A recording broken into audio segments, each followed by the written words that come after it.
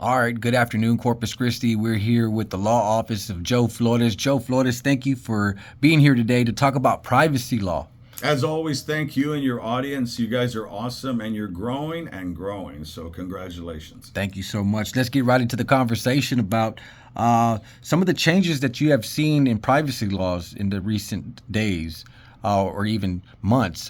Can you give us the latest? Well, let's just start out first with some of the most closest allies in the world, Israel. A country of a little bit over 8 million, now 9 million, they have developed a privacy software called Pegasus. And what Pegasus does is say you send a PDF to somebody and they open it up. Once they open up that PDF, every stroke of your keyboard, every little thing that you do on your phone is being monitored. These are the type of things that can be done right now. Secondly, we have facial recognition software that is becoming more and more prevalent. Third, we have cameras everywhere that are watching everyone's movement.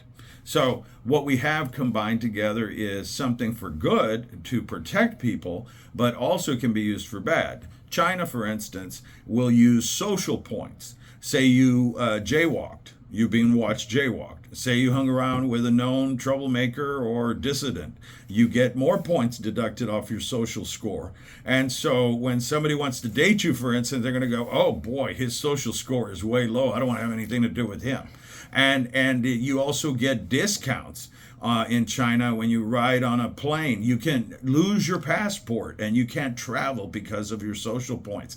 These are the kinds of things that can happen. Now, these things are so powerful that cars after 2010 can be literally controlled by strokes of a keyboard. They can make a car drive faster. They can make your windows roll down. They can make your steering wheel go one way or the other. They can make you crash into a wall at 100 miles an hour.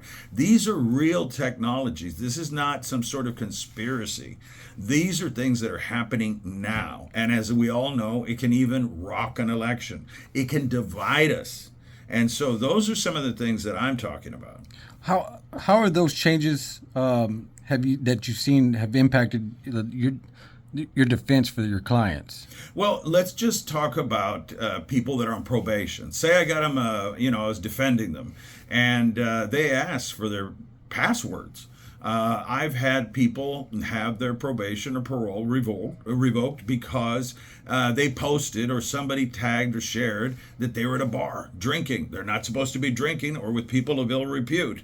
Boom, just on there, they get thrown back into jail just because of their social media. Be careful what you put on your social media, especially I tell the 20 and 30-year-olds. Everything is being monitored. They will ask for your passcodes. They can literally subpoena all of your social media accounts. And how do you stay up to date on some of these, latest developments in privacy and technological advancements to better represent your clients? Well, two prong. I talk to the guys that are in the FBI. I talk to the guys that are in the federal government. There's conversations I have. I mean, when you're a nice guy, but you do your job, you learn a lot. The other thing is that I'm seeing that the government will initiate these things, and I do keep up with privacy law, and there's a lot of stuff going on with that. That is the future. One of the other fears, especially as America is getting grayer, like myself, we're going to have people stealing medical records. If they could get Senator John McCain's medical records, they can get yours. So, we just had an incident in New York where they took 35,000 patient records and then they put them on the dark web, sold the information, and ransomwared it. But on the other side, corporations are also collecting the information and they're using it from how you shop and what you do to what your choices are. When you open your feed in the morning, the reason that we're so divided in this country is say I'm on the right and I'm very conservative. When I open up my feed, am I going to get Rachel Maddow? No. And if I'm on the left, am I going to get Fox News? No. I'm going to get what I believe in, and machine learning and artificial intelligence are going to be the thing of the future that is going to control how we digest bits of information and how we learn. And that's that privacy law, artificial intelligence, and machine learning. Those things I encourage people Google it, read it, learn it, because that is what's going to go on. Explain how artificial intelligence, AI, and machine learning have impacted privacy law. Well, just for right now, just starting right now, we have the social media, for instance. It will start machine learning. Artificial intelligence collects the data, and machine learning will reinforce and actually start learning what you like and the things that you like. That in combination with radio frequency identification devices, little specks on a person's clothes that is embedded in the clothes. You walk into a store, they already know what you like. And this is very, very interesting. When I walk through an airport, I use RFID shielding, which are little sleeves for my credit card and my passport, because you go through a little hall, especially if you do international travel like myself. And in that hall, they are scanning everybody and who it is that's coming in. Technology is just amazing. It can be used for such good, but such evil at the same time. Can you give us an example of some of the privacy, I guess, people violating the privacy laws here in the United States in the federal system? Well, I don't know if they're necessarily violating it outright. I think they've called social media on the carpet. Facebook, one of them. They've just had huge fines. Twitter as well. And then on the other side, they say, wait a minute, you cut me off because of my freedom of speech. I always remind people, freedom of speech is not free. What you say can and will be used against you, So there is a lot of censorship that's going on. Not as much on Reddit and other sites like that, but on the traditional websites, we see that. Corporate America, I think, has become more powerful than the government. I think we all think the big bad government is watching us. Actually, corporate America, artificial intelligence, and the machine learning that they have set up in place, and then they sell that information for good or bad. I think that it needs to be regulated, and people are forgetting their privacy. A generation ago, we valued our privacy. After 9/11, I think many of us have given up our privacy with our phone. So there's a new introduction to artificial intelligent Chat GPT.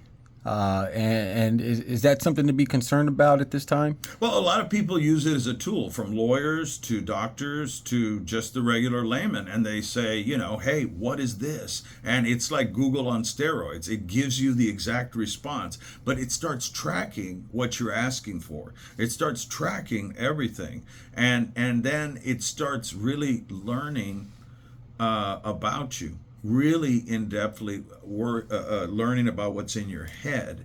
And so even Elon Musk and other leaders have said, shouldn't we put something in place that will control the machines? This also almost sounds like the Matrix 20 years ago. There should be something in the machine that we can control and shut it down, because once it gets too powerful, I don't know if we can stop it. So can you give us a little bit of advice to people who have been accused of, violating privacy laws in this technological era? Well, it depends. Those people that have been accused of that, it could be through video, it could be through sharing. I think that the government, when we do get together and, we've seen this with the murder of somebody in front of people with a bunch of cell phones, right? And Black Lives Matter was triggered by that, and amongst other things. And I think that people should have their rights and be able to monitor what's going on, especially an arrest or something, so long as you're not interfering with it. The other frontier are drones. They are starting to crack down on drones and saying you're interfering with, FCC, don't do this, don't do that. Is it a pretext for people not wanting the government or corporations, for us not knowing the truth, or is it to protect privacy? And that's the question. And those are the things that we're going to be looking at. And I think just a quick 10-second little soundbite of advice is, if you're accused of a crime, please, or you're getting a divorce, please, it's not time to bash your spouse. It's not time to bring in the kids. It's not time to make really bad comments or do things, because all of those things are being recorded, and believe me, they'll be played on a 10-foot by 12-foot screen in court. There you have it from the law offices of Joe Flores. Joe, thank you for being with us today and answering some of these hard questions in this technological era. From my heart to you guys, man, thank you for always tuning in to La Crónica. There you have it, guys. Thank you very much for watching. You guys pay attention to our next video that we're going to be putting out here soon. Give us a big thumbs up and share this video with your friends and your family. You guys take care. God bless. Por vida. There you go.